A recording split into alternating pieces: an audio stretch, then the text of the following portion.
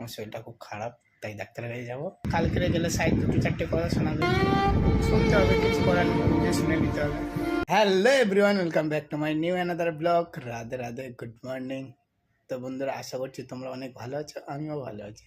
তো বন্ধুরা, দেখতে পাচ্ছ আমি এখন রুমেই আছি, আমি পুরো রেডি হয়ে গেছি। আমি যাবো এখন কাজে। এখন সকাল 10টা বাজে, আমার ডিউটি 10টা থেকে, যেহেতু আজকে আমি থোড়া লেট হয়ে গেছি, তো আমি ফোন করে বলেও দিয়েছি যে আমি আজ লেটে যাব।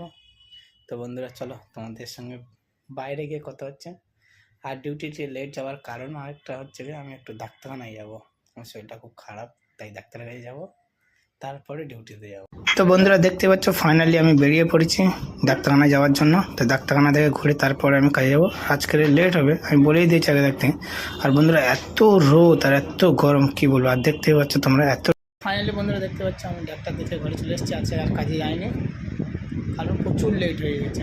ফোন করে বলে দিয়েছি, তো কালকে গেলে সাইড দুটো চারটে কথা শোনাবে, শুনতে হবে, কিছু করার নেই, মুখ বুঝে শুনে নিতে হবে।